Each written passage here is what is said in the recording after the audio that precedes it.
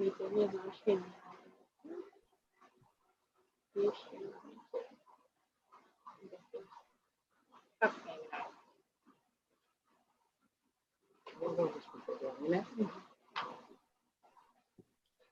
right, you're online.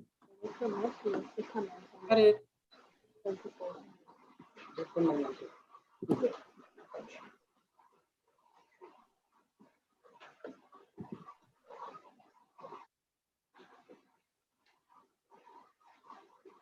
Okay. Madonna, you ready? You can Yes. begin? Okay. Yes, now, hold on. Record.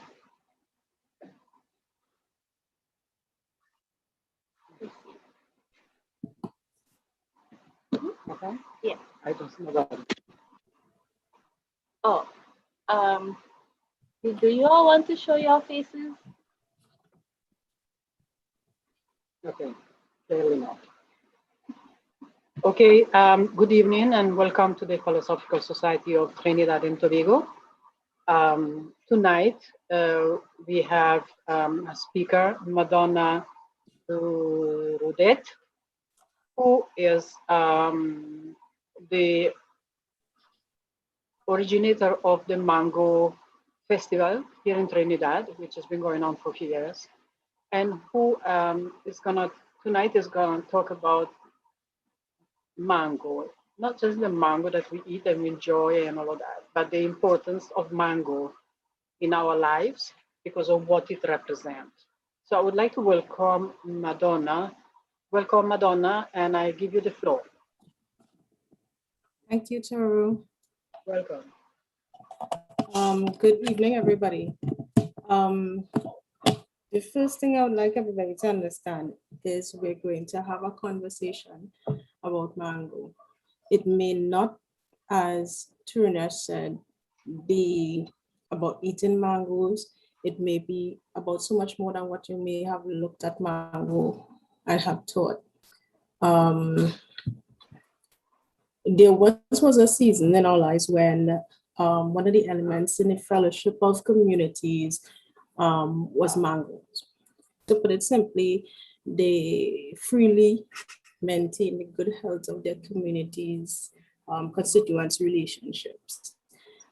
Since that time, we now stand at an era where the relationship that we have with mangoes is $20 a heap. Contrary to what many of us have known or understood about mangoes. We're going to talk tonight about mangopreneurship, mango culture, mango history, and mango communities. Let's begin with our mango histories. I'd like to go around the room. I'd like everybody to tell us the greatest memory that you have about mangoes. For me, my father passed 3 years ago. This will be this October. And one of the greatest memories I have is that every mango season, my father we would harvest mangoes, put them in paint buckets, and each neighbor who actually got to the point that they look forward to it every mango season, we would give them a bucket of mango. That's my greatest memory. And especially now that he's passed and it's something that I'm passionate about, it's something that just stays with me. So let's begin. Everybody just tell us what your favorite mango memory is, or what memory do you have that relates to mango that you hold dear?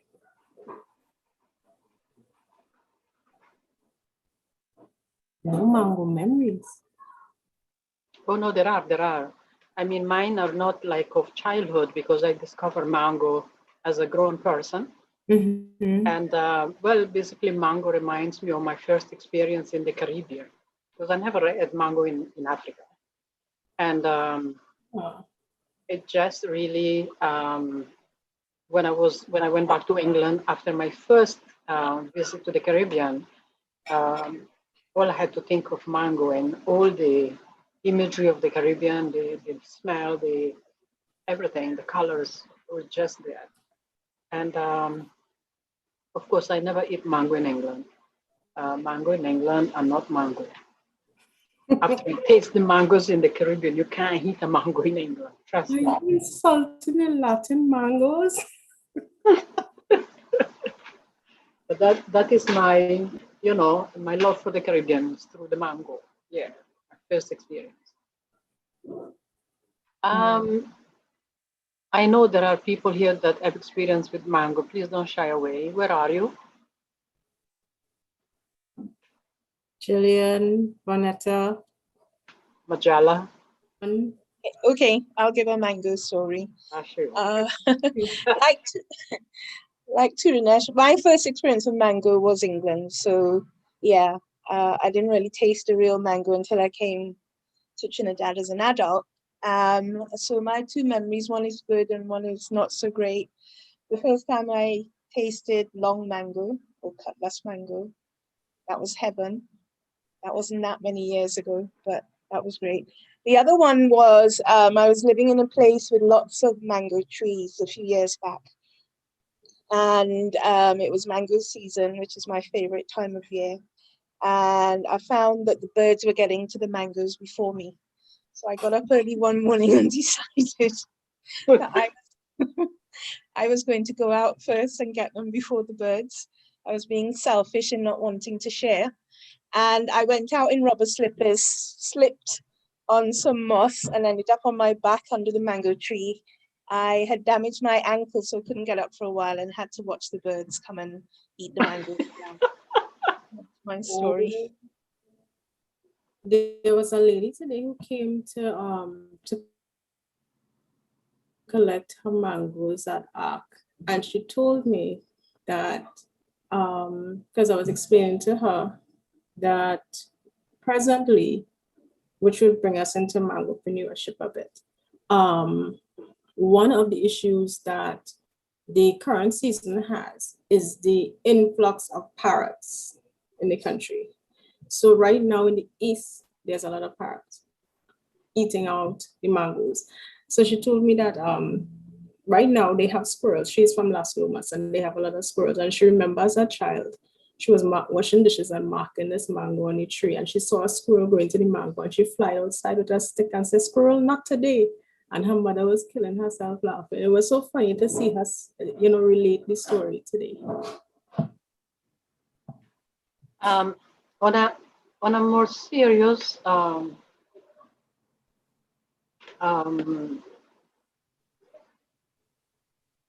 don't know the word. What is it? And on a serious what? On a serious note, yeah. How is mango competing here in Trinidad with European fruits? But tell us how, whether the status of the mango is still, is equivalent or less or more all the time. We are not the only country that has a lot of flavorful mangoes, but we have 70 plus varieties of mangoes, different consistencies, whether it's pulpy, stringy, or whatnot. But we do have quite superior mangoes to what you will get in the in England. The issue is, or why they are not available in England, is because the people of, I don't want to say the Caribbean, but the people of Trinidad do not, they don't understand the potential that mango has as a fruit, whether it's by, whether we're talking about added value mango or we're talking about mango as a fruit. There are so many countries that export mango, Guatemala, Puerto Rico, yet we don't export a full mango, ripe, green, or in between. We don't export it. What we do export is red mango, pepper mango, sweet mango, and that's about it. We do have some micro businesses that get orders from people in different countries because they've been here, they tasted a certain product and they like it. So if they have somebody coming, they'll do what you call suitcase export, and somebody brings it in a suitcase for them. But in terms of like, I don't know of any company that exports Cuchilla on a large scale.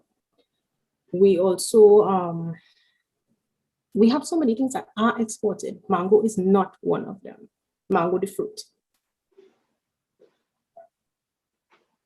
I hope I answered your question. But there's another person in this group who I think should put some insight into that question. Mr. Nandu? Huh? Good night. Lonel, okay. Hi, good night, everyone. Just a quick introduction. This is Mr. Nandu and his daughter Nell. They are mango farmers. They have a mango estate. Okay. Mr. Nandu, could you take a swing at the question? Good night. If it is any question. Hi, everybody. Hi. Hi. My question was, how competitive is the mango? Has the mango have to be because of all these European fruits which are imported into Trinidad? So what are the problems that the mango farmer faces when confronted with this? Well, I mean, people import from outside, they import large portions, they have connections and all that. How you manage? How you do it? Well, it seems as if though the people here in Trinidad really love more foreign fruits and so on. So the mango here that everybody accustomed with, they find that is of no good value to them. And with terms of export, there are a lot of barriers. There are a lot the laws in Trinidad in encouraging persons, farmers like ourselves, to export our produce. We need to jump through a lot of hurdles and do a lot of different things in order to get our produce to reach that standard, because there's a high standard when it comes like to like say America or the European. They have certain standards they want their produce when they import it from Trinidad. We need to have a certain standard, and due to that now, we the farmers sometimes we aren't able to reach those standards. I mean, they are not bad standards, it's just that we as farmers aren't able to reach there, and we aren't getting any assistance as into getting there, you know? Mhm. I think I try to explain it as much as I can. No. Thank you. It's very clear. It's very clear. It's because I was speaking to Madonna about it, and I know that when I go to supermarket, there is always apples and pears, and when there are a lot of local products that they are really tasty and valuable. They are really healthy too, because somebody brought me some apples, and I accidentally dropped one that unbeknownst to me had rolled under a table, and I saw it. I found it 2-3 months later by accident, and it was not rotten, which leads me to think that those fruits are totally full of some kind of chemicals that stops them from spoiling. So with apples, there's a wax that they put on the apples to keep it from spoiling fast. Now, when you have mangoes, you can't put any wax on those mangoes because, I mean, the skin will remain nice. However, the flesh on the inside will not remain that with, it wouldn't have that consistency to like an apple. So that is one of our issues there with exporting. And with local groceries, to have our mangoes in the groceries, ripe mangoes, like when you go in the fruit section, you see pears, apple, grapes, all the varieties of fruits that are imported. Now, so local supermarkets, they tend to shy away from buying from the local farmers and not allowing us to sell our fresh produce and have healthier, I would say healthier because I mean, it's fresh, Yeah. it's not being imported. It's not saturated with preservative and so on. What do you think should be done? On the shelves. This is where now we have to sell the road, and now persons, remember, like, persons didn't really want to stop. So it's a lot of different issues we have with selling our produce like that. So can something be done? Have you tried something? I mean, trying to reverse the state of affairs. Have you taken any action, or I don't know, do you have any idea of how one can circumvent this state of affairs? We haven't done anything. I mean, we now get into the whole business aspect of being business mango entrepreneurs. Oh, So, but I mean, eventually we get in there. We move in. We take it one step at a time. So eventually we get to to break some barriers. okay. Thank you. Welcome. I think one of the, as I mentioned, barriers, one of the major hurdles we have, and this is continuing in the trend of mangopreneurship. One of the major hurdles as an artisan, one of the major hurdles we have is getting our products, and I don't mean, I mean the whole, all local artisans, getting the products from a little event to the grocery shelf. We are guilty of our own demise. We are not supportive. We are not helpful. We keep our own down. We will go to the store and we will have the imported and the local, and I don't mean local mass produced, the imported and the local. And that local mango ketchup might be $2 more. And they will take either the mass-produced ketchup or the imported ketchup.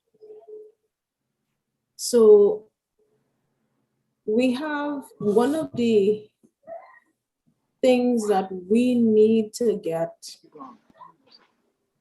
some support on is to have our communities support the local products. And when I say the local products, I mean, one thing I've learned since I started this group is that there are businesses that are owned by people who aren't quite artisans. And because of the fact that they're a micro business, they will be deemed a small artisan or a small business. And when they categorize them like that with us, when it's time for grants, funding, any kind of funding support, they are the ones they tend to lean to, and then they say, well, they have their books in order, they have this in order. The micro artisans also have those things in order, but they get preference. I mean, I could dare call, I wouldn't call the name of the chocolate company, but I'll say a chocolate company that is well established, well grounded, would get a huge grant, and then they say it's to help them get off the ground. And I really not following that. It is difficult, but slavery was once a thing that someone some people thought they would never get out of, and they are out of it. Really? So at some point, we will get our products on the shelf, but we just have to continue the fight. But we have to do it in productive ways. As Nell said, we have to meet certain standards. Each country actually has their own standard for an item that you would want to import into that country. The standard that, so if you want to export a mango, the standard that the United States has is not the same standard that you'd have to meet for the UK or for Spain or for France. Each one has their own code that you would have to meet. So if you pick 4 long mangoes, each one of those long mangoes going to a different country. Each one of them has to be prepared a different way, right? And I think based on what Nell said, one of the issues that might stand would be the costs that, and maybe that's what a lot of local business people are looking at. But if the person who has the economic background comes today and says, you know what, I'm going into mango export, I guarantee you the mangoes will start exporting. And the thousands upon thousands and tens of thousands of mangoes that are being wasted locally will no longer be wasted. Can I say something? Oh, sorry. Yeah.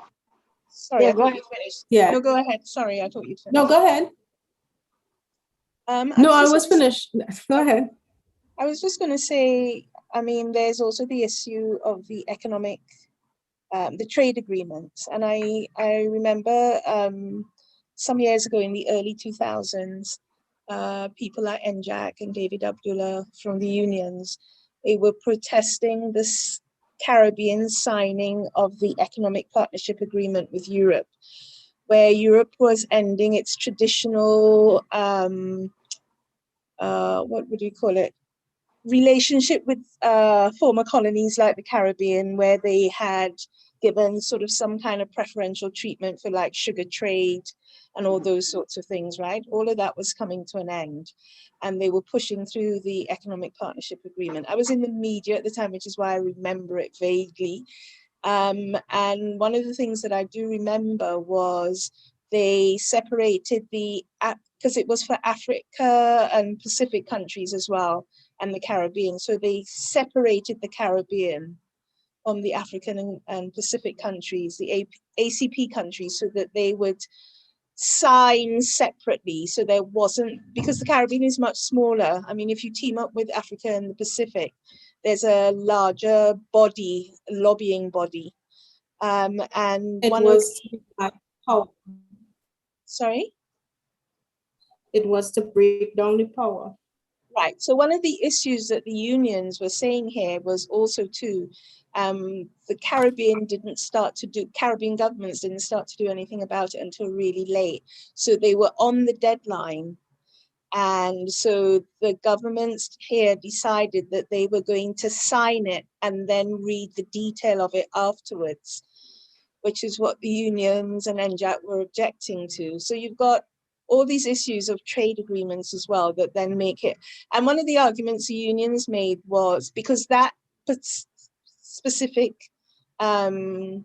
agreement with Europe gave them preferential treatments into the markets here. And what the unions were saying is, I mean, they would flood the market and their products would be much cheaper because it's economies of scale. So those are also issues as well that impact any of the agriculture sector. But there's also the issue of, you know, when I first came here, I think in the 80s, the first time, they were starting to focus on buy local and getting people out of this mindset that anything local was inferior. But you have to do that in a sustained way, you know, public education and all of those sorts of things, advertising strategies and so on, to really get people to stay at that point. You can't drop it. It's like Yeah. anti-littering or anything like that. You can't do it for a month or 3 months and then drop it. So you've got a mindset problem. In places like Europe, France, Britain, parts of America, farmers are wealthy. They're considered one of the wealthiest people in the society. That's right. Whereas in this part of the world, farmers are seen as poor. And they're always struggling for whether it's government support or consumer support or better facilities, mechanization, all those sorts of issues. So I don't think it's any one thing. There are a number of issues that need to be dealt with in order to change that. Yeah. Indeed. It is not as simple as we think when it comes to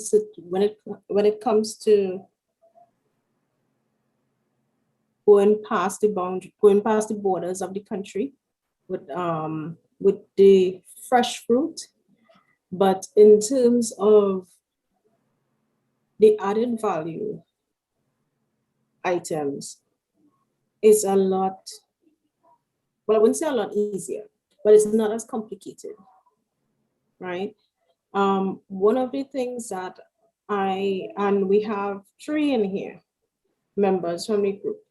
One of the things that I always say when I'm talking is that when people ask me about exporting, I tell them, I'm not against exporting, but what I am about is why can't we focus on putting that product on a local shelf and push an imported product out?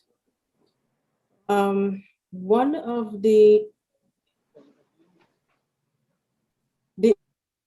concept of having the mango melee was to build a relationship with the citizens of the country, so that we can all have that one-on-one. You can see who's making your product. You can see, you can ask them anything you want to ask. Okay, what is there salt in this? Is this sugar? Was it a starch mango? Was it a calabash? And it's something that you will never get from a commercial company, a chain company, or whatever you want to call them. You will never get that relationship with them. And not wanting to have your mango added value item sold in every single store in the country because you don't want to start mass producing, it is not. You can't tell the person that they're not being ambitious. The quality of a mass-produced item is not the same as a micro-produced item. I love being mom and pop size. I love being able to be consistent with what I do. I like being able to keep up with the demand that it's there for my product. It also gives the other mango added value artisans an opportunity to also sell their products, right? I feel like we're being thrust against each other locally, and in that fight, we feel like we get nowhere. Instead of looking at, okay, I'll diversify one, maybe I'll add pineapple to my mango and put some change in my product so it's a little different from this other person. There's always something that you can do. But one thing that I would love to see is to walk into a grocery in Trinidad or Tobago and to see a complete aisle, left and right, top to bottom, of products that were handmade by local, and I'm being specific, small artisans. A fruit section that is totally local fruits, all provided by local farmers. I have never been to a grocery and see a mango section. When I say a mango section, you know, like 8 different mangoes, and you could choose from, like how you go to the grocery and you see those multiple apples, the apple section, I have never gone to a grocery market or anything and seen that. I think the only place I've seen that is in a mango festival. I would really like to hear from Vanetta and Jillian on your mangopreneurship. How do you feel? Your thoughts, your vision, your hopes. So while we wait for Vanetta, can I say something? Yes, please. So at the roots of all of this, I'm sure it has to do with self-worth. Value your country, value yourself, value your people, and understand that it's more valuable than what's imported. Because what is produced there is produced by local people, which means people are employed. It's consumed by local people, but even foreigners, doesn't matter. You know, but what I'm saying is that it has to do with wanting, with loving your country, loving your produce, and loving yourself. And don't believe that anything that comes from outside is better than what you get here.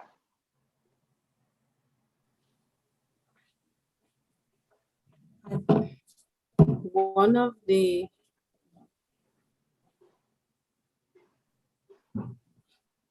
when you get feedback from a local product and you ask, how does it compare? All a person could tell you is, this is so good. I think for some people, I agree. They definitely don't see the value. It could taste good. It could taste great, but they don't put any value on what comes from right here. And honestly, right now is a critical time for investing in local. I think the entire country should embrace and uplift all local soap, butters, skin lotions, whether it's frozen foods, but that made locally, everything should be lifted. But it's a time that we should not be sending money outside of the country or spending money on a ton of imported products, because it would assist in our recovery, a quick, help us to have a quick recovery. But some people I think, and this comes to culture. Our behavior has towards what we eat, what we buy, has changed drastically in the last 30 years. I think as a youth, I remember to an extent, your parents or your grandparents, they always like that. Okay, great example to explain. When last year somebody roast cashew nuts, I grew up seeing it a lot. So I saw a lot of people posting on a page about the fact that they have to buy mangoes. This isn't the first year that mangoes are for sale. It isn't the second, it isn't the third. That's been the norm for the last 10 years. But 20 to 30 years ago, buying up mangoes was a very rare thing. Seeing mangoes for sale was a rare thing. But times have changed. The economy has changed. Society has changed. And that has happened, but the culture of that was associated with mangoes long ago no longer exists, where communities actually had relationships around it, where a neighbor may not have seen a neighbor for quite some time, but would see, but would use that to maintain their relationship and so on. While right now, as I said, the relationship that we have with mango is $20 a heap.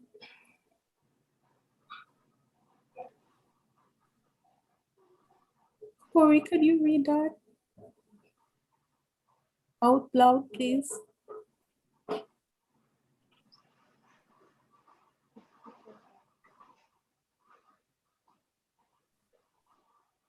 Right, I'm being told that part of the challenge stems from the fact that we have local business people who are essentially just merchants. That's deep. Who are invested in ensuring if foreign fruit comes in, it is to their benefit. Very much so. Where we've gone from enjoying local fruits to Christmas time is all about apple and grapes. It's also about sorrel, but it's that's lower down. It's mainly about apple and grapes. I want to ask everyone a question.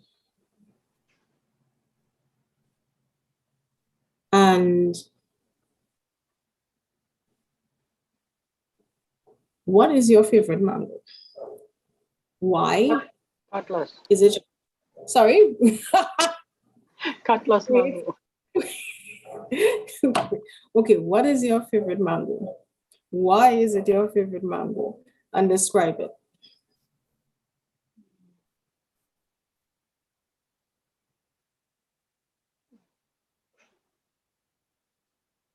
Well, I heard Cutlass, but go ahead.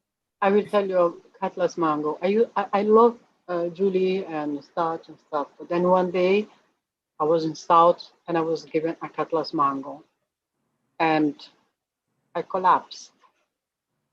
The juice, the taste, the shape of the mango, the size of the mango, I mean, breathtaking.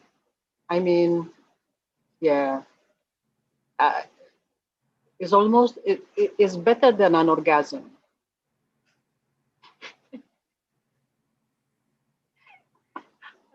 I'm just teasing you guys. But yes, no, really, really mind-blowing. Yes, when I find Cutlass mango, I always buy them. I always buy them. Beautiful. Okay. It is definitely a tasty mango. All right. There's a mango. I think one is either calabash or graham, but basically the skin is really tough, and the tree grows really tall. So when it falls, because of how it is made up, it doesn't really soften or crack. And the part that falls is actually the sweetest part. I find it a really interesting mango. What I like about fruits on a whole is the half ripe part. So this mango, when it is half ripe, it tastes absolutely delicious. And it's not like green mango where you get a sour kind of, you hit it at the back, you hit it at the back of the throat, and like all your senses, they're like, oh God. It's really sweet, a nice, like, sour taste, but it's not overpowering and beautiful. Yes, Majella. Pardon me? Oh, you came up, so I thought you wanted to say something. Oh no. You said it all. Surun, you said it all for me. Oh, okay. There you go.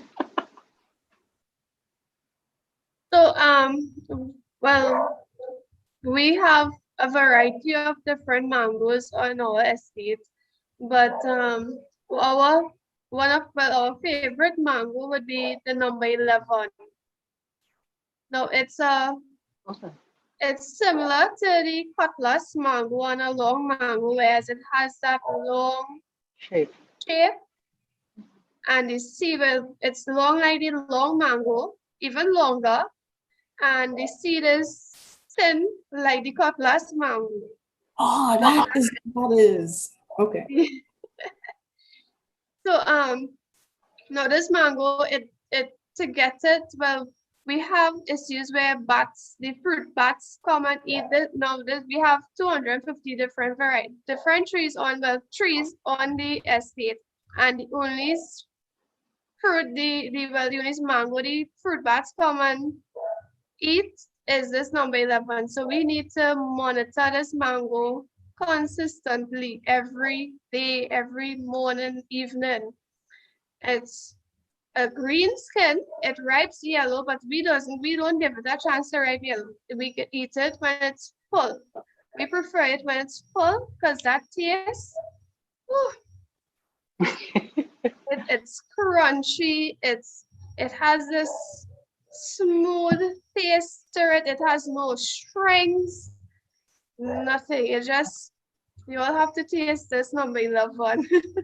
I'm now gonna ask, is What's that number still 11? available? What's number 11? That's actually the name of the mango. Oh, how can it be a number? I have no idea. We have no idea. We went to a mango festival and they had like a variety of different mangoes on the table, and that was the name of the mango they had for that certain mango, and that's the mango we have, one of the mangoes we have in our estate. It's number 11. It's the taste from that mango, it has no string, I tell you. It has no, the seed is thin like a cutlass. It's long like it's longer than a long mango. It has this tip to the end of it. It ripes green. Well, the skin is green. It's that thick green skin.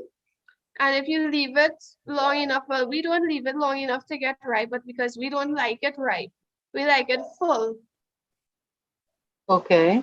So Yeah. how about renaming it? Give it a name that connects with the culture of Trinidad. Well, to be honest, for us, number 11 is it when people hear, like, just as how you were like, what's number 11? You know, like one person's here, number 11. They're like, what are you talking about? And then I'll tell them it's a mango that we have in our estate. And they'll be like, what? And then, you know, they're now intrigued into. Yeah, to discover more. They want to taste that mango. They want to see what it's like, you know. Good strategy. Yeah. Wow. I'm wondering, there is a mango tree by the Montserrat Cocoa Farmers office, and it has a mango that looks just like cutlass, but the seed is really flat. Mm-hmm. So that's why I'm Number 11. when I feel that I said that it is delicious.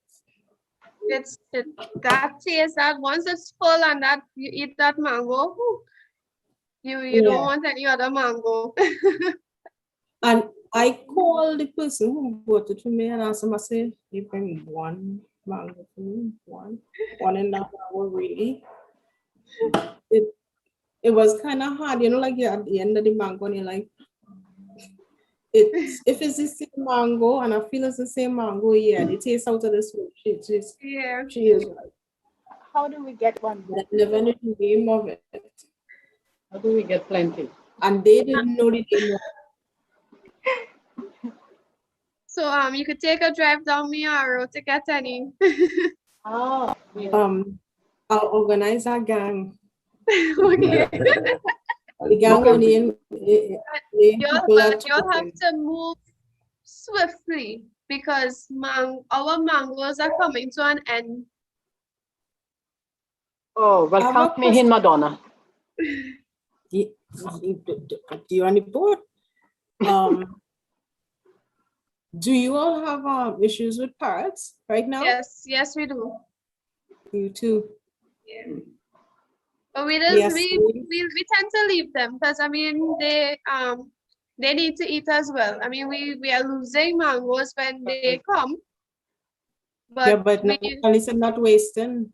yeah, well, yeah.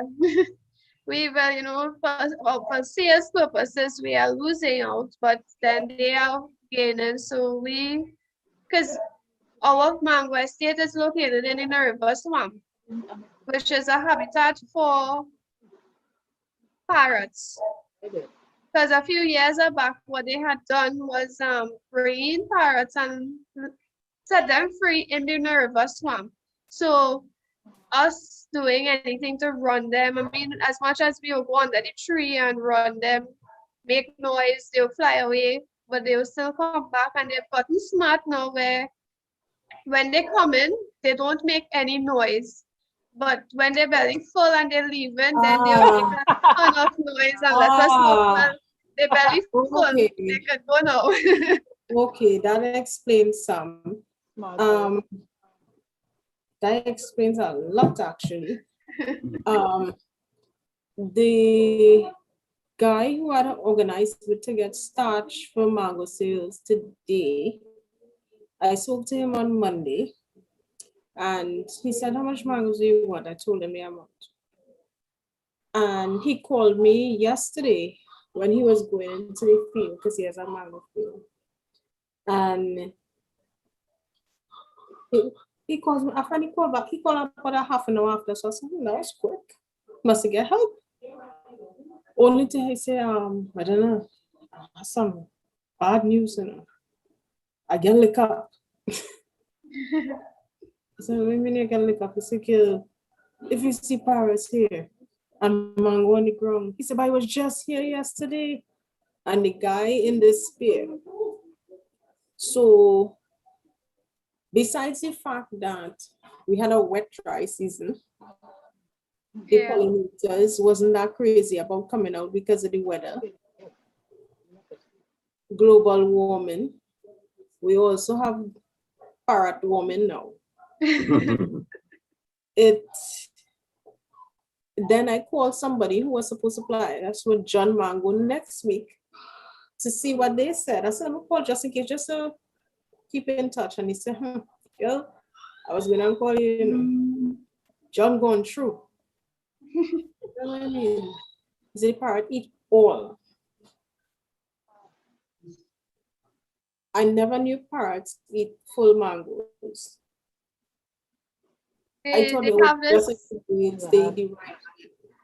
they have this tendency where they will eat the entire mango and leave that seed hanging on the tree still. Oh, they're not skilled? Yeah, they're that skilled. And they know which one. And they know which mango is full, which one they're real talented. Well, their sense of smell would be different from ours, you know. So they would know, they would smell when a mango reach for them well to perfection. Yeah. Wow. So this brings us to something that was added, the mango environment.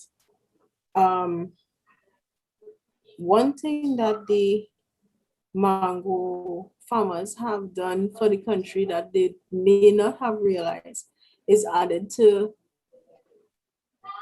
the plant population, with the tree population, because we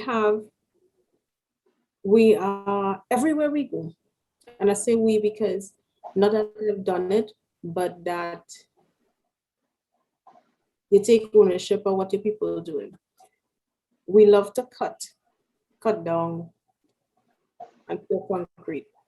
So what was areas full of trees and then 20 years ago is now concrete or pavement or a house or building.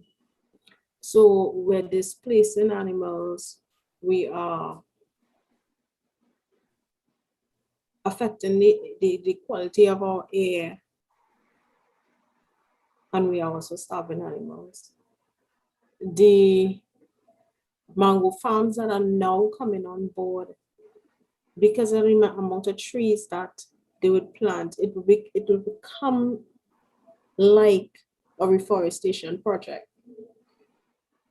Which leads me to the next thing that I wanted to think tonight, that it is actually a very good idea to reforest with mango trees, because not just you're putting up a tree, but we'll be getting something back from it.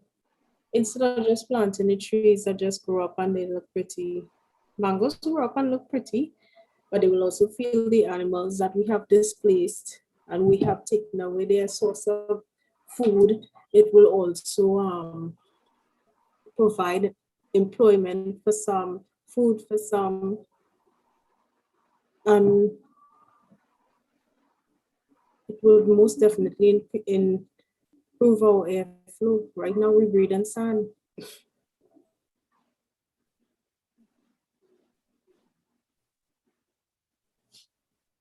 I would really like to hear from Elon and Julian and Vanetta.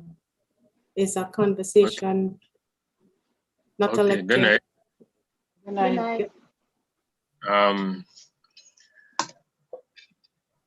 the question you asked with the type of mango that I like would be the Julie mango, because it's really available and it's a mango that you could see almost everywhere and every season. Other mangoes that you may know of may be difficult to get, or you may have to know somebody who have a mango field to get it, right? The next mango that I like is a mango called Lady Nose. It's a very small mango. I could probably show you a picture of it. Yes, please. So there's the biggest it is actually. What are you seeing it? Hold it the other way up. Like an egg. Yeah. Doesn't Linos? What's the name of it? Lady I Nose. have it. Lino. Say it again. Lady Nose. Oh. Oh. Not mine. Oh. Oh. Oh. Was this the one? This mango. Elon is our baker. Is this the one that you use in the bread? No. The one I use in the bread was Julie mango and something else. Okay. But this Lady Nose, this is the biggest to get, and it's very sweet when it's excuse. You're breaking up. You can repeat what you said. I said the Lady Nose mango, this is the biggest it actually gets, and it's very sweet. It's not that stringy, and it's when you try one, you go want to eat a next one and eat a next one. So you know, So it's kind of addictive. I know, try. So it's definitely a mango that you'd recommend for people who sit down with the bowl, who take the bowl approach. Yeah. So do you know the history of the name Lady Nose? Well, from what I heard, this is what people told me the name. They never know the next name for it, but that was the name that they told me. So I don't know if other people may have seen it already and have a different name for it. I'm not too sure. Take a good picture of it from me and send it to me, because I'm trying to get in contact with Mr. Juman for Mr. Nandu, and I can show it to him and he will tell us the name, and he knows a lot about the history and names of mangoes. Okay, no problem. Yeah.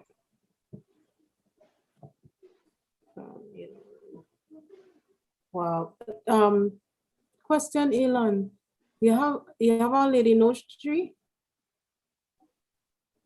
The tree is actually where I work in the Martin. And does the Lady Nose tree have mangoes on it? Yes, it have mangoes on it. Probably green now still, but it may have one or two ripe ones. May we ask you for some Lady in a week or two? Yeah, I will try and get some. Yeah, no problem. 2 basketful will be fine.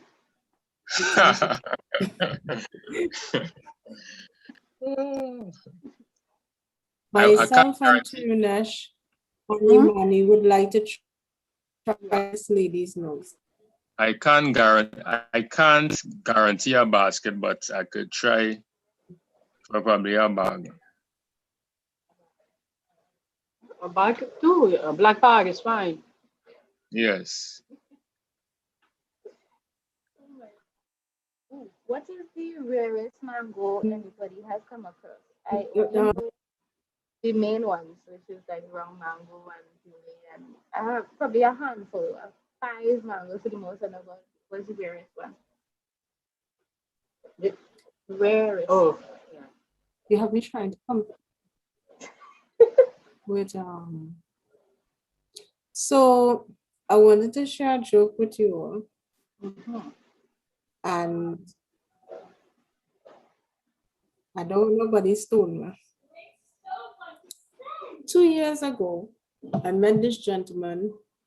I wouldn't even call the name of the mango. I met this gentleman who had this mango that I've never seen before. And he told me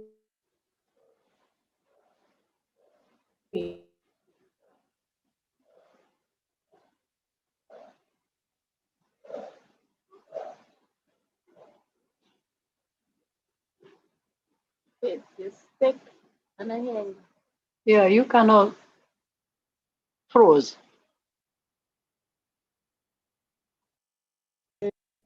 and Madonna, Madonna.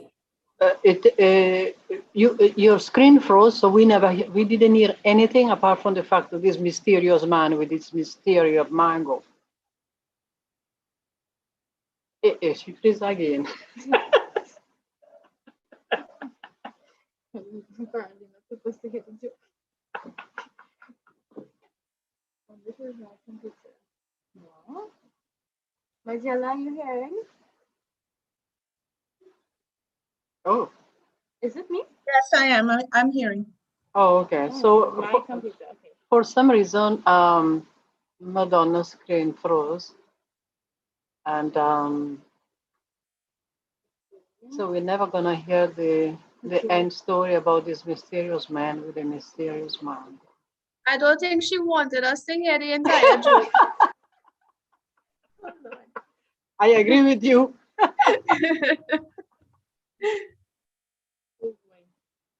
Oh, wow. And she She's gonna- disappeared. Yeah, She'll come in. She'll come in just now. I think she's trying to reintroduce herself, hopefully.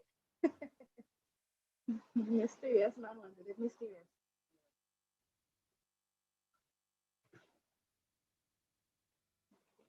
Give it.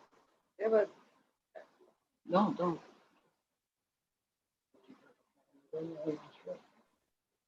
Maybe she's having internet issues. Yeah. Okay, she's back on. She's back. Okay, She's great. back. Welcome back. Welcome back.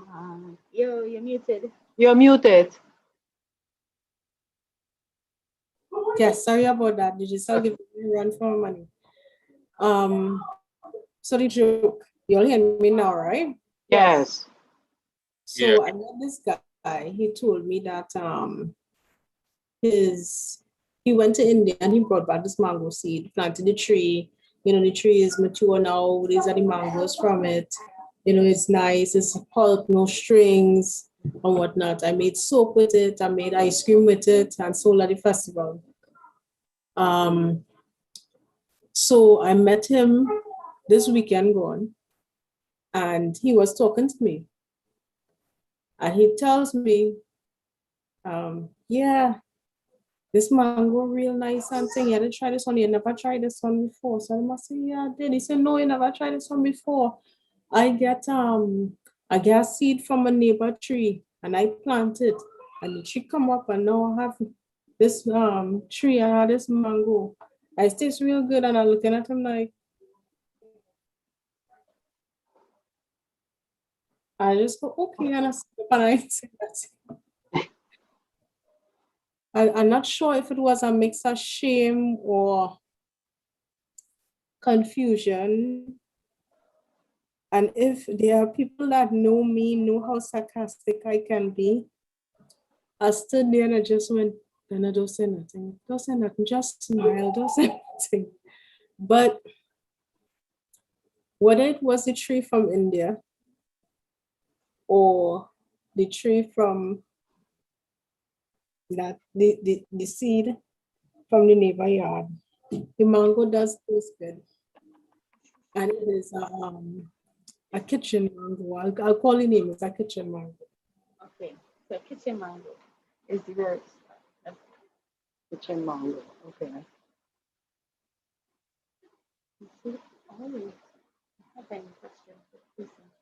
All right, I have a sad revelation. I was just asking them to hand me one so y'all can see what it looks like. And there's no more. So I have a picture.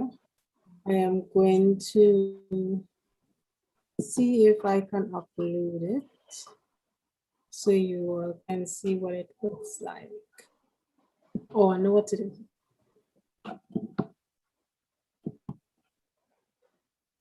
One second.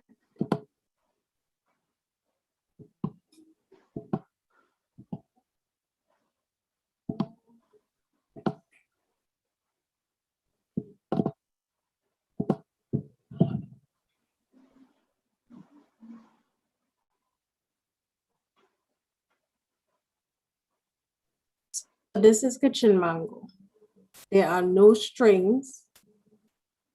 It it tastes like a cross of Julie mango and turpentine.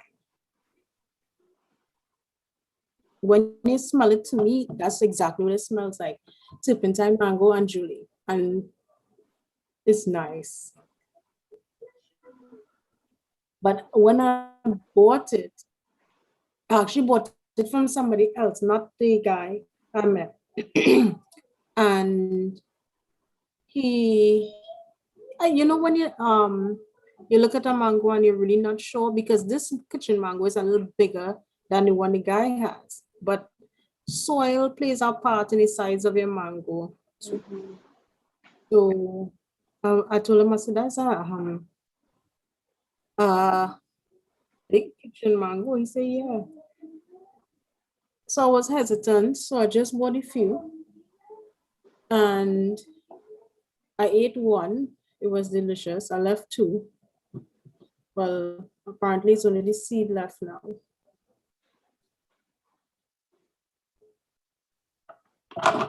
Can you plant it? Yes, because it's not grafted. That's great. So do. Can I ask you, you sound somewhat suspicious about this mango coming from India. Why? What are your suspicions based on? Well, what happened is when I met him a few years ago, he told me he traveled to India and brought the seed back. And when I saw him this weekend, he told me he get the seed from a neighbor tree. You forgot the lie. He forgot. So he is the other super face. So he is telling me, and I just going.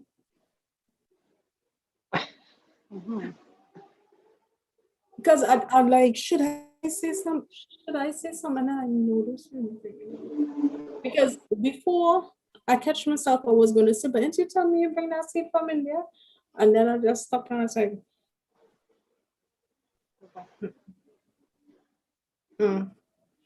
But it was real funny. But mangoes came here with the indentured laborers, and we can't deny that. That to me, that was their gift to us. We have to be grateful because we love mangoes. And since Mr. Nandu, this the lady who asked the question is actually in the group. Since that, we have not just the varieties that came from India, we have the varieties that that came out of Grafting and whatever other way they may have come about. Miss Tonandu, the question to you is, why did they start grafting mango trees? Well, I believe the reason for grafting mango trees is you get the trees to bear at an earlier stage. That's right. And you get a better forage. You know, mango trees short are not. Long ago, when you grow a mango from seed, it's a tall tree. Oh God. When you had to climb that, you had to go 10, 12 feet high before you could meet a branch. and that's if you could climb good. But the grafting now is, you see, they use a full-grown a branch that will flower in the next year then, and graft it onto this tree. So this plant. So as soon as it start to grow and catch there, when they graft it, it will start to flower, and then it will make branches from there. So the tree remains a shorter tree. You understand? Yeah, totally, absolutely. Because with a seed, with a mango seed that is a seed grown, it takes approximately 8 to 10 years for that tree to be reach fully grown and start flowering to produce fruits.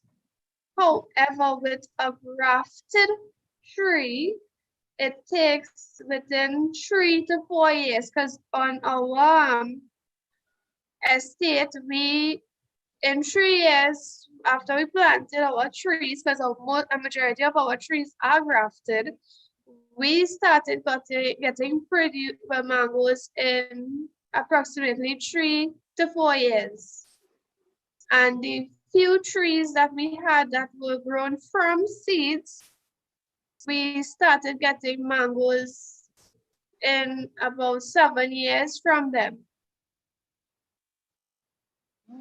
So our take on why they started the grafting of the trees is, you get a faster production. Economics. Yeah. Well, I am really disappointed to hear that, because I just planted a cutlass tree, and if it takes 7 years, oh my God. Oh, wow. Okay. But the disadvantage with grafted trees is that you cannot grow from the seed, right? Yeah, so with grafted trees now, like you get a mango that you say, well, yes, I love this mango, I go in and plant the seed. The chances are of you, when you plant that seed, of getting back that same identical fruit is, say, 5 in 100. Impossible, yeah. Yeah. How long does what kind of lifespan does a grafted mango tree compare to a non-grafted?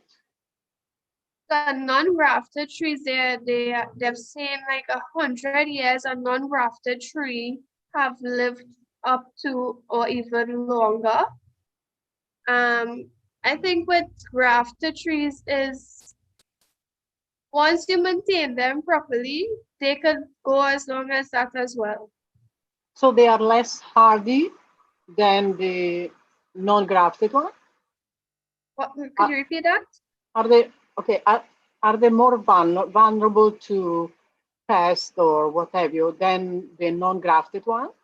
Yeah, so they are more susceptible to pests and diseases. But once you maintain a proper hygiene in the field, that shouldn't be an issue. I think I understand what you're saying. I went to somebody's farm in Wallafield last week, and the tree was plagued with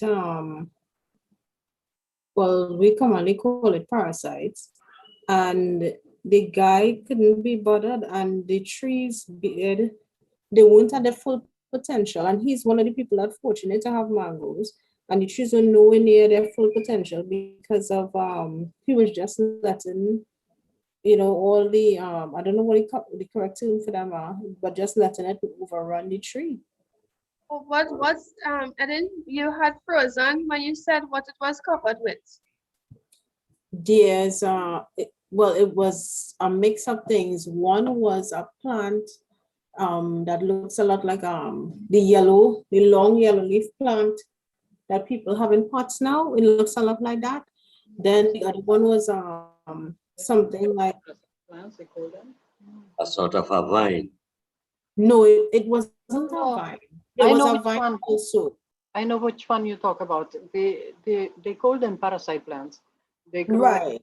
trees on tree branches, yes, and they are not vine. They actually look like plants, real plants. Yeah, because Like the pineapple plants. no, not that one. Oh, okay. Remember that one, not that one. There's this yellow plant that became the rave all of a sudden, and the leaves will I think the yellow leaf plants, I think they call them the snake plants. No, that one is not a snake plant. Okay. That one's not a snake plant. What happens? The ones that they have on the side of the roads, they have planted on the side of the roads. Sure. Yeah, I see them putting on the side of the roads. It Yes, will yes. grow up, and as time goes, the outer layer of the plant will wilt and fall off. So it grows out. And he made a comment and said that people put those in pots and sell them for $3 something. And I'm like, okay. So did you ask him if that was his next venture? Because Well, my thing about it is, the way I looked at it is, if people do put it in a pot and sell it for $3 something, with typical Trini culture, you would have none on your tree. True. Yeah. true. And the sizes, Big. they were huge. So he might have made sense when he said $3 something, but I mean, the first thing came to my mind is the price of a young red palm. But the size that it was, what he says does make a little sense.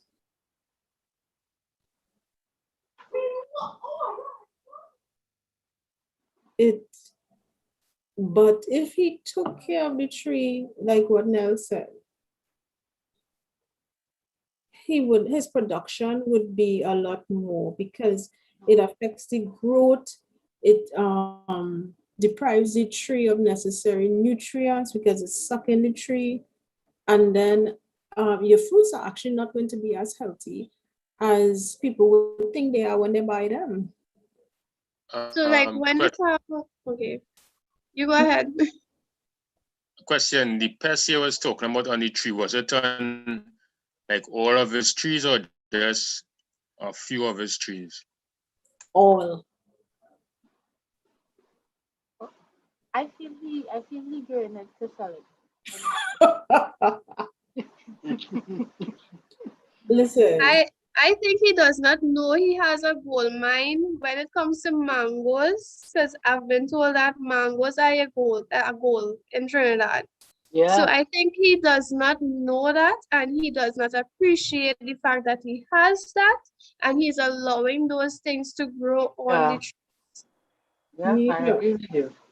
Because I actually had second and third thoughts about doing business with him, but I mean, it turns out that we didn't,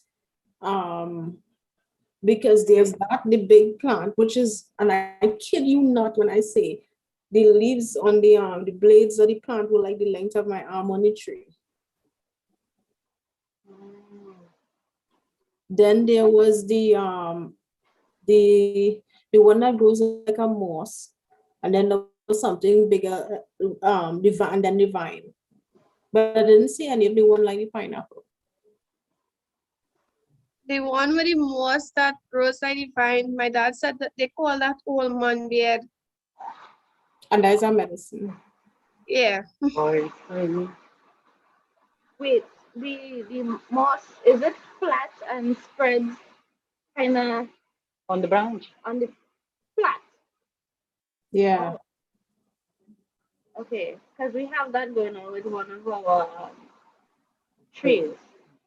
But it's kind of like, how you gonna take it off the tree without like You using really have chemicals? to take it off like a coat. Sorry? Yeah. Remove it as if it's a coat. Oh Lord. Like a jacket. Like you peel Okay. it off like a jacket. It's time consuming, but Yeah. it's better to deal with it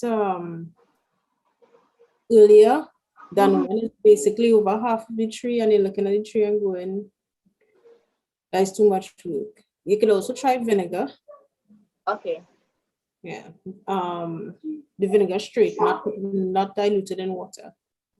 And every day you spray some on it. It's, it'll act as a weedicide. Okay. Oh, Just don't spray any other plants because it'll kill the plants.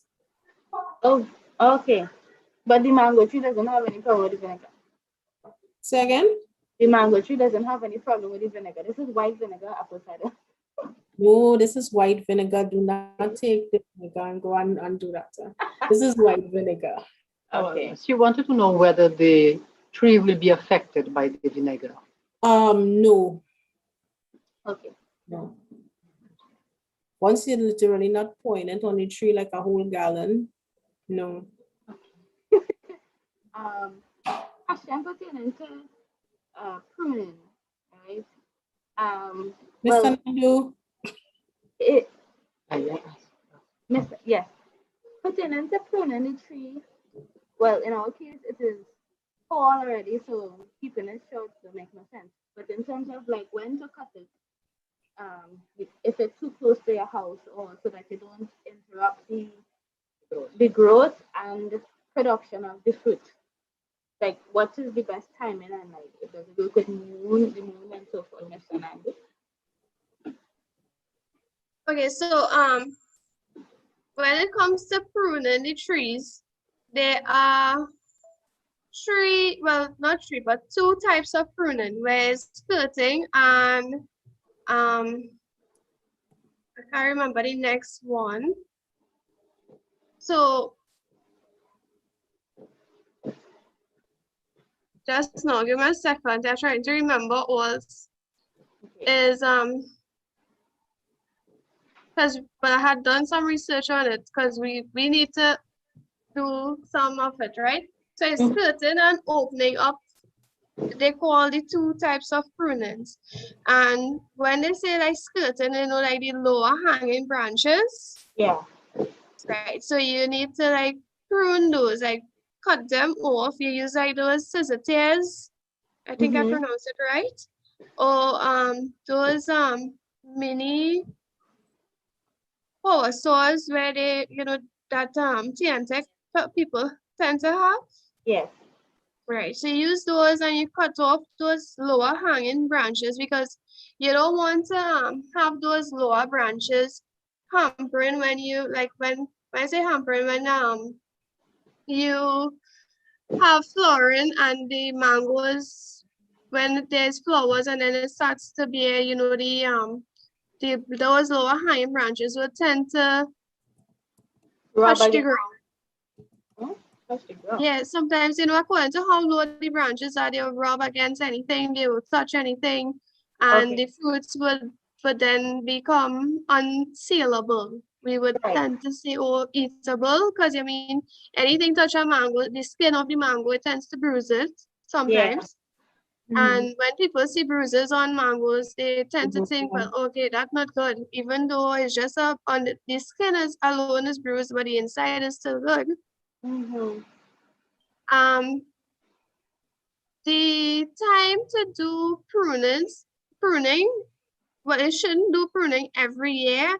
And the tree, there's the vegetative flush. which is that 6 to 12 inches where the tree has a new growth every year. And is on, so you don't want to be pruning those flushes every year, because then the tree wouldn't be growing. It will constantly be trying to re-establish itself then. Okay. The best time, well, when I say best time, is when you're doing prunings, you shouldn't be doing prunings during the months of April to June, because that's usually flowering to production, to fruits. Right. So you see, like from, say, as soon as fruitings end, Yeah. which is like, say, September, well, let's say September to December, that's the best time you should start pruning. Okay. Quick question: is it a Imani? Is it a Julie mango tree? No, this is the Graham or Calabash mango. It's a huge mango. Yeah, calabash. Yeah. Oh, you see. And when you prune the trees, like if you want the tree, I mean, like, because it's in your yard, right? Yes. So you don't want this tree to be growing too tall. So the middle, the center branch, the one that is going up, it is advised that you trim that branch. And you don't want to have more than 4 branches around. Anything more than 4 is where you start cutting off those extra branches. This now, when you do this, when you cut that center branch and it opens up the tree.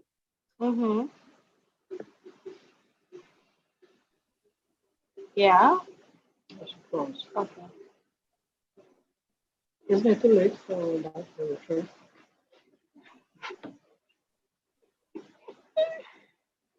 I think we have lost Lonella. And it allows sunlight to control, because I mean, when sunlight is going through there or coming through, to have a better, well, how do you say, a ripened color when it starts to ripe, because all the fruits will be able to get sunlight.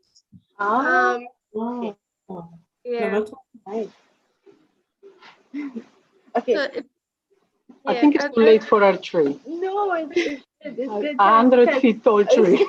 It's too late for that tree. No, I mean, you could still have times, from September, as long as the fruit's not in production, right. You start trimming the tree. Take your time. Don't, you evaluate the tree.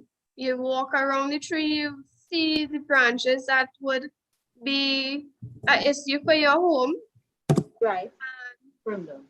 You decide how you're going to start, and you take your time and you trim the tree, and you come back. You see, it will change up the entire tree.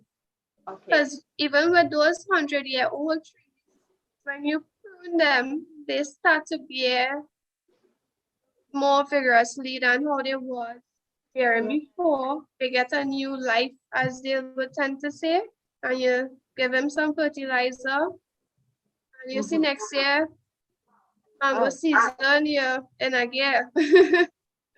Okay, thank you very much. Elon, you had a question?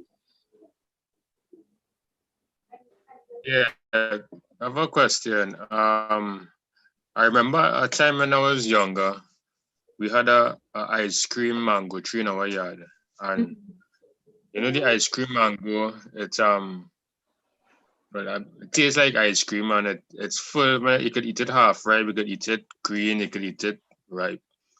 And at one point at time, I was eating one, like it was like half ripe. The outside it had no cuts or bruises. The inside was good, but coming down to the seed, I realized it had a black thing on the seed. And when I crack open the seed, I found a beetle in the seed. Wow. How do the Mango beetle... seed. Pardon? The name of it is called mango seed weevil. How do it get inside there? So when the At the fruit, beginning? when the trees are in flowering state, this beetle will lay its eggs on the flowers. And as you know, the flowers is what turns into the fruit. So this egg will remain in that flower until the fruit forms. And while the fruit is forming, this egg will hatch in that egg and it will grow as together with the fruit itself. Wow. Yeah, Myla, This for the is, plants as well.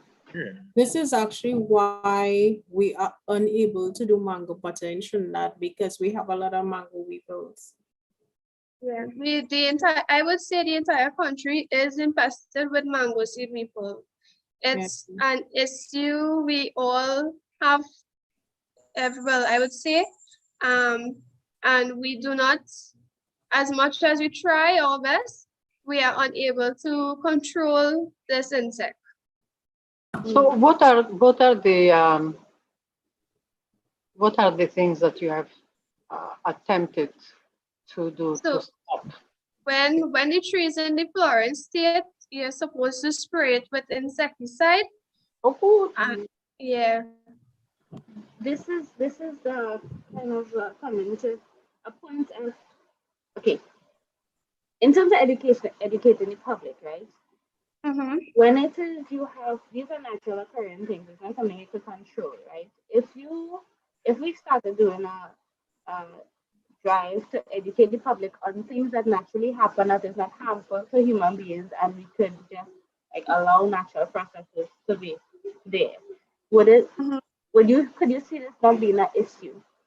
Basically, so we wouldn't have to use insecticide because that wouldn't help, and it wouldn't enter our bodies because it's we're using pesticides and so forth, which isn't good. so we just keep the beetle. Yeah, so it's just Yeah, so okay, so beside the fact of using insecticide, because that's the harshest way to get it out, right?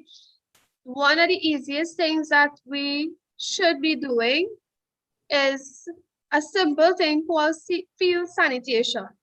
So all those those ripe mangoes that fall to the ground that the parrots pass and eat, and they leave hanging on the trees, the thing what we're supposed to do is just go collect those seeds, collect those fruits, and dispose of it in a humane manner. Then,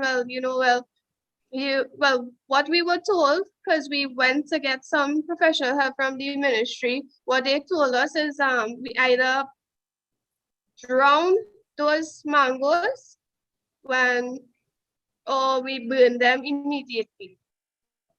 Oh, and that's the Yeah. control population. Yeah, that was well, and I must say we did last year. No, it wasn't last year, it was in 2019. What we started doing was our field sanitation, where we didn't allow any mangoes to remain in the field. Everything was brought out and we either burned them or drowned them. And in last year, 2020, we saw a reduction in mango seed weevil when we were processing our mangoes. Oh, very good. But I have a question pertaining to kind of like a sub venture in terms of composting, because the composting is not remember. So you could use the mangoes for composting, like the leaves and everything, because you have basically a large amount of material to use because of how much trees you have. You could do off-site composting and have that business going through, or is it that you have to remove But then that we promote the growth of the bug. But in the case of like giving back to the basically to Mother Earth, right? To the earth. The breaking down of the fruits and the leaves is what will give back and nourish. So that's what I was wondering if it have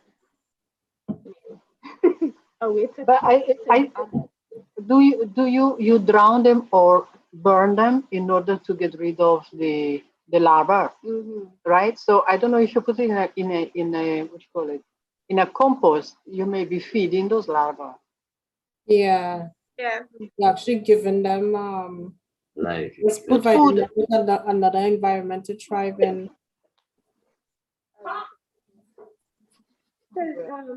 What we actually do have a compost heap where we dump all the waste, well, the seeds then, because we don't use the inside, well, the seeds of the mangoes. And what last year we did that, we started putting in the compost heap, and this year we got back on an invasion of the mango seed weevil where compared to in 2019 where we did our field sanitation and we burned those all those seeds, or what we did was we give them away. We didn't allow any to remain on the compound. And last year now where persons weren't allowed to come here, we weren't allowed we wasn't going out there to drop off mangoes for persons. So a lot of our mangoes had remained in the field. And this year now when we are processing mangoes, we are now experiencing what we had experienced in 2019, where we had a lot of mango seed weevil. Hmm. Because like in 2020, last year, what we did is we put them in the compost heap, and seem as though even when we bring them out of the field and put them in that compost heap, they still find a way back into the To the tree. Well, I think that's because remember they're hidden in the seed, and the seed is a case, and they survive. So throwing them in a compost pile, Yeah. that's not gonna affect them. Mm-mm. Not at all. and you see, fast as the fruit itself developing, and when the mango ripe, on the outside, on the inside is then this weevil becomes full grown, and it only waits for when the eye, where the mango is supposed to shoot Yeah. and grow up, Open. that is where they comes back out and go on the mango trees and live within the cracks of the mango trees. And deposit more eggs. And then as soon as the trees start to flowers again, they get to the flowers. Ah. And they, Yep. I've always wondered how, because this is the way I looked at it. If they're in the seed, and when we take the mango and we dispose of the seed, it's away from the tree. How on earth does the tree keep getting these new infestations? I always wondered that. So is the mature weevils that will come out and hide or wait patiently for a new season till later young in the flower, sorry. But I actually figured that part out by deduction, that they actually laying in the flower and it goes from there. But it's interesting. It's just their cycle. it's a cycle. It lays in the seed, and fast as the seed maturing and the mango maturing, that also turns into a larvae inside. And then as the mango start to ripe, he becomes the insect inside it. The larvae becomes the beetle, the weevil, as we say, the mango seed weevil. And he will live there with until that seed eye start to rot. Because it has food. Yeah. They end up eating out the whole seed inside you. And you know what's sad? That is an industry. That is a multi-million-dollar industry. That mango butter. And all it is, so simple, is pressing the seed, the kernel. I put up your profile, a picture of the mango butter, And if you look right behind you, you'll see the kernel that's on the inside of the seed. And that kernel is what the same thing that the mango weaver eats. It makes the mango butter. And this is so wonderful for skin and hair. But we cannot enter into this industry, which actually might add to the reason why they may not allow us to export mangoes. Because we will be infecting other places. I don't know about that. So, I think, if I'm not mistaken, that is the reason why our mangoes aren't to the standard to export, because when you exporting, they want insect and disease-free fruits. Yes, they don't accept. Yep, yeah, you're right. It's like a plant. That's how Millibug got here. That, and to be honest, that's how the mango seed weevil got to Trinidad, because it came from an infected mango. Same way like how your partner said he brought in that he went to India and bringing the mango. Oh goodness. This it was interesting. It was an interesting story. I'll give him that. But the amount, when you think about it, like, okay, like now, they do, one part of their business is they do frozen mango for cooking. So you buy the pack of mango, you spoil it, and you cook your mango. And the waste from that is the kernel. We could, as I say, the quantity of mangoes that's consumed for cooking in Trinidad and Tobago, we, if not for exporting to the region, just regional, we could have enough mango butter off of the amount of mangoes that we use within the season to provide mangoes in the Caribbean, like say the crack. And when they cut it from on the inside of the seed, I'm pointing on the screen like if everybody can see my finger. And on the inside of the screen, they just take out the kernel. So if you look at the bag that she has is a 3-pound, right? Yeah, 3-pound bag. Right. There's a 3-pound bag. So let's say maybe half pound of seed came out of that. About a half pound of seed will come out of that. And I'll tell you. Yeah. And the price of half pound of mango butter is almost $100. For how much? Half pound. $100 for half pound? Yeah, and maybe more according to the value of the dollar. How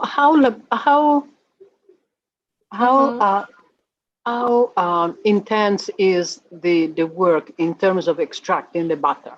It's not. What you have to do? It's not. And I'm going to confirm, give me a second, I'm going to confirm the price.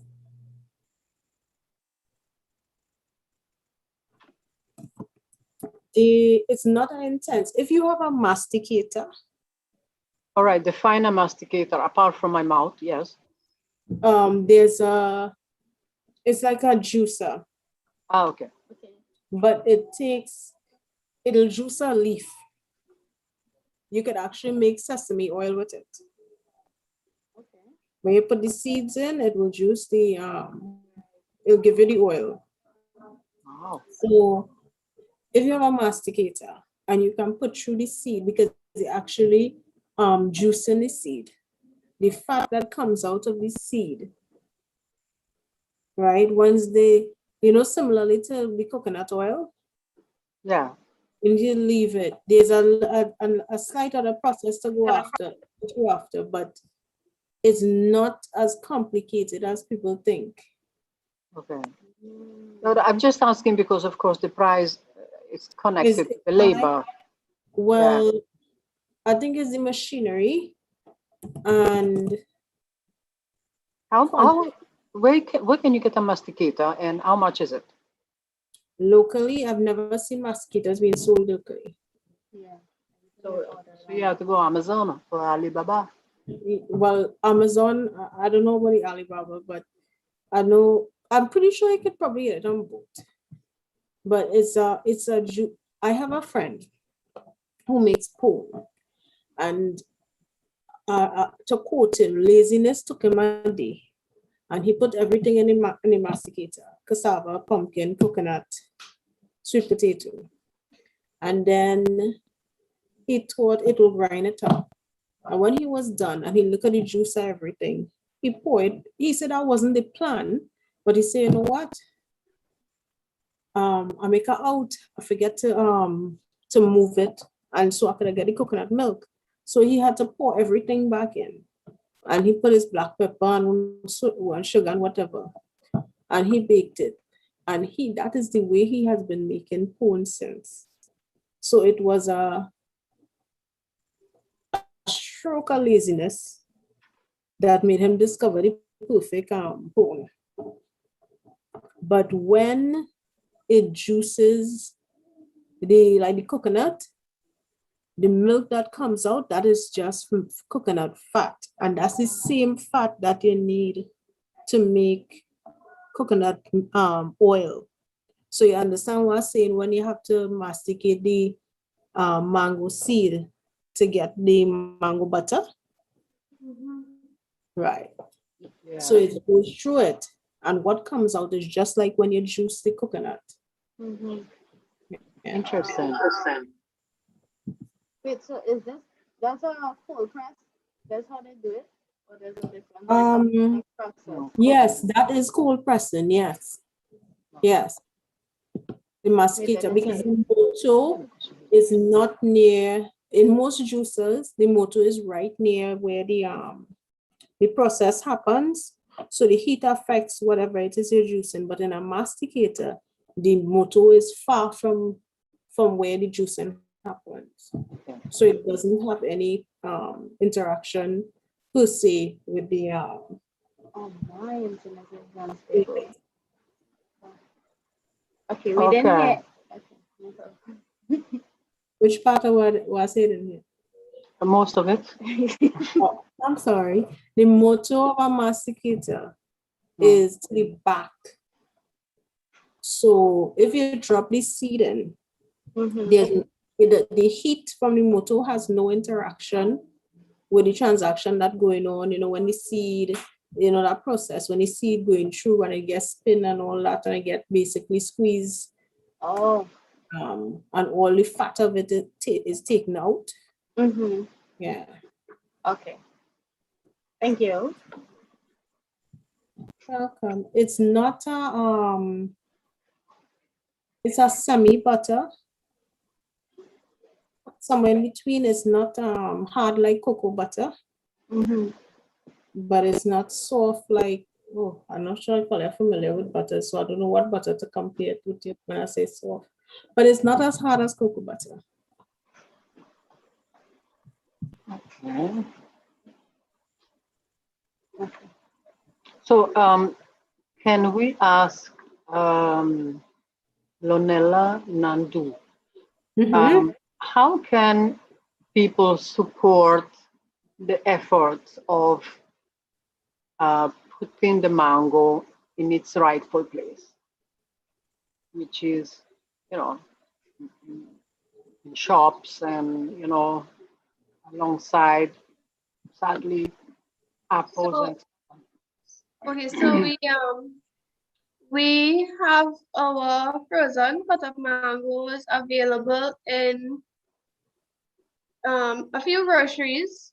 One is in St. Helena, Aromat Supermarket. The others is in Navet, Rio Claro. But if you want to purchase the frozen cut up, you could always contact me. Madonna can share my contact with you. You can contact me. Come for number 11. Right. So yeah, Besides our frozen cut up mango, I'm going to do a little plug now. We also do tours of the mango estates. Great. We during the mango season, once trees are in full blossom, full fruitation, we allow persons to come we charge a price. You get a prepared meal. We do a mango tasting. We give you a tour of the field, tell you the history of the trees. And then we have like a little sit down. We tell you we as a kind of like a get together thing where we tell you about ourselves and why we started the entire mango estate. What is the charge? It's $100 a person. That's it? Yeah. Don't say that's it. That's good. And what we do, like when we have tours as well, what we would have, we don't allow persons to pick the mangoes, but while we are touring and you see a mango, you say, well, wait, I want a mango. We would pick the mango for you. Right. Mhm. And before the tour comes, so before you all come, what we'll do, we will go through the field and we'll have pick the mangoes and have them waiting. So even when you come and there will still be mangoes on the trees. So what we do is we make heaps of the mangoes available and we would have them for sale. What I also do is I have mango kuchila and achar on sale as well. So we have like a little showcase of all the products that we make when you come on the tour. So we have all those for sale. When you come, you could choose from, and we even give you we have while you eating, you get a taste of the kuchila and the achar, so you know which one you prefer for when you want to buy. So when are you gonna resume the tour? Yes. Because okay, of so the COVID and yeah, so so because of COVID, we did not do any tours last year or this year, and we are praying to God that next year mango season comes around, we should be able to do some tours. Mm-hmm. So yeah. I have a question. Two questions actually. One, the meal that you serve, is it a mango meal? Like mango chicken, mango pie? So what we have besides mango, we have common fowl chicken, we have cassava grown on the estate. So all the things that is grown on the estate, shatine. Okay. We would prepare a meal with all the different things that are grown on the estate. So it's and my dad sent. So the answer is no. Mango. Mango takari. He cooks it in different ways. Okay. So yeah. So then there is a mango influence in the meal somehow, somewhere. Yeah. Okay. And my second question is, how does coordinating a mango tour with it? Well, we really don't know when things are going to go back to normal-ish. However, let me put it this way. I want to put this to you. I would like a mango tour to be part of the series of events that take place leading up to the mango melee. So I have no problem with putting that out and coordinating that, and then you taking it from that point. Well, we could work something out, because it's just you let me know when, and we don't like to take groups bigger than 20 because it's just Okay. because I mean, well, okay, it's not just dad and I, there's three of us, dad, I, and my mom, and we are the ones. So before the tour reaches, we tend to want to be able to have the meal prepared. I like that it's in a small amount because then it's manageable. And Yeah. you're able to keep your eye on everybody really. Yeah, and you know, with sometimes when you're giving a tour and you're walking through the field, more than one person will have a question, and it's easier when you have a smaller group. You'll be able to engage better with the persons and make them feel more comfortable and have a better communication system going where if they have a question they could ask. They don't have to be like, oh, there's so much people, I don't want to ask my question. So Right, yeah. right. I would definitely like to help you with that when that comes, for that, because it's a time when we have a lot of interaction with people when things normal.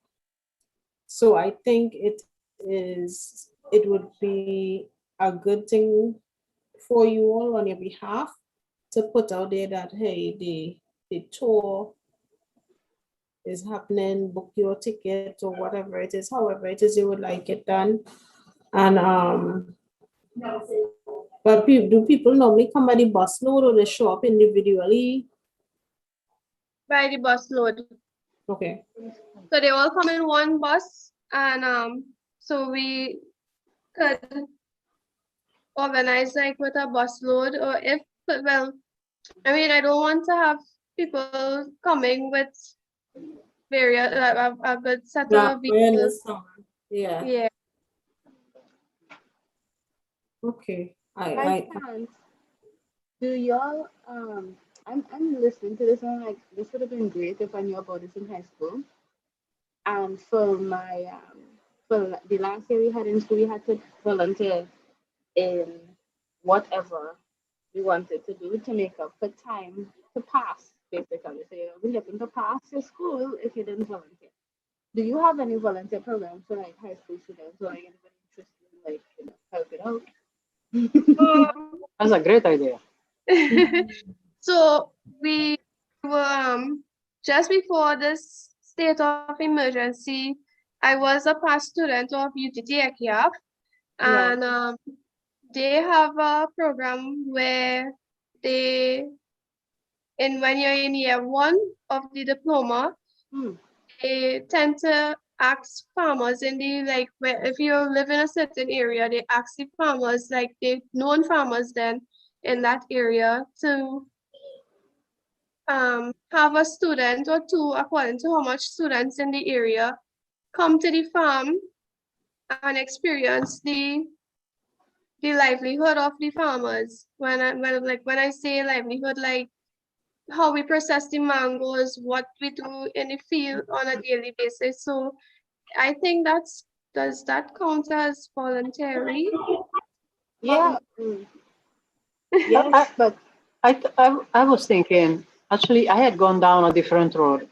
I was thinking that in order to build up the whole mango thing, that this should be, that maybe tours of children should be, so because I find by the time you get in a diploma is too late, and you need to catch them when they're young so that they can learn to appreciate, the produce of the country and so on. Yeah.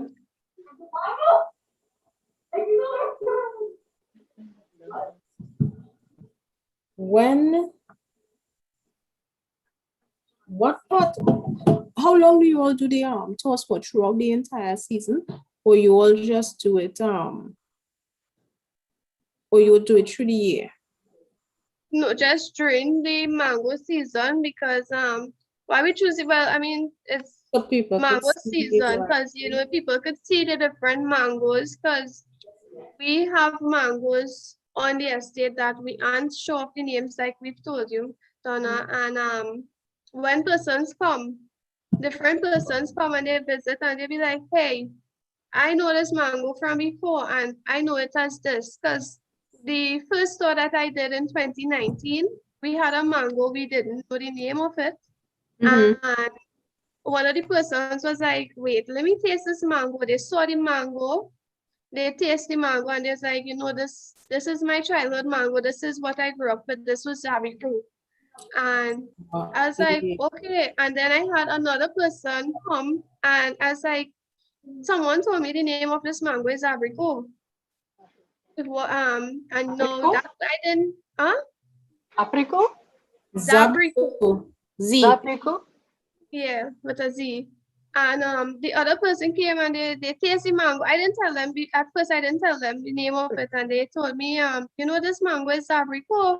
I was like, okay, so two persons come, they told me the mango is abricot. So then I'm like, okay, so then that's the name of that mango. And then we had the other person come and they told us a name for the mango, another name for a different mango, thin skin or green skin. It's a known mango in Jamaica. Yeah. So yeah, so you know, we that's why we tend to have the tours during the mango season so that They can see even it the there. mangoes where we don't know the names, other persons may be able to tell us the names because like even with the John mango, I call that chow mango. And then you tell me That's a John. joy. But I guess, well, for me, it's similar because I grew up, my grandmother had 2 John trees on either side of the driveway, and then another one to the back of the house. And these trees were huge because they were very old. And how we Okay. actually lost the trees, because I've never heard of a mango tree just expiring. But how they lost the trees with termites started eating them, so they cut them down. Yeah, ants and termites they kill a tree really fast. Wait, how does termites kill a living tree? I thought they go for So they tend to build their homes on the tree, and when Right. they build home, they start to suck on the living The tree. inside. Yeah. Yeah. So basically they kill it from inside. oh Lord. Okay. Well, in on this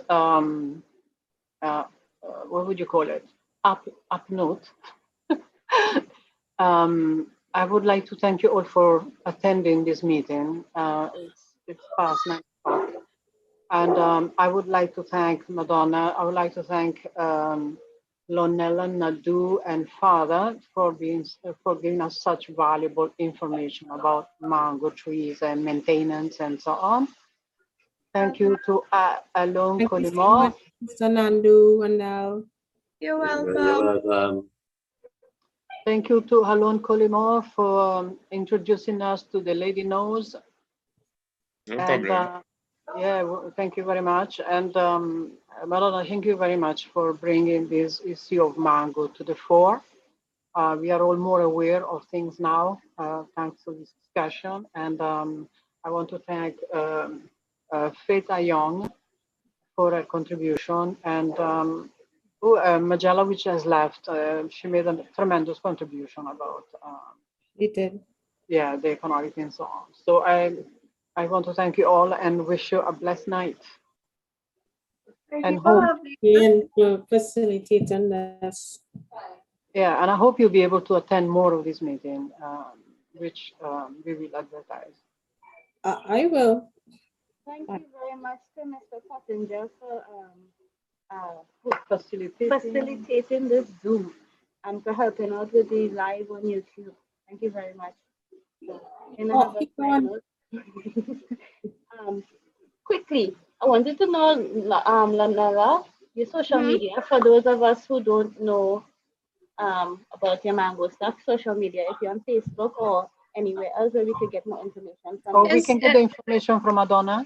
Yeah, you could get my information from Madonna, and I I have will an post it on the Instagram. page. Yeah. Okay, great. Thank you. Welcome. All right. Good night, everybody. Everybody have a good night. Thank you very Now, much. don't forget to organize and come quickly before the mango is finished. Number 11.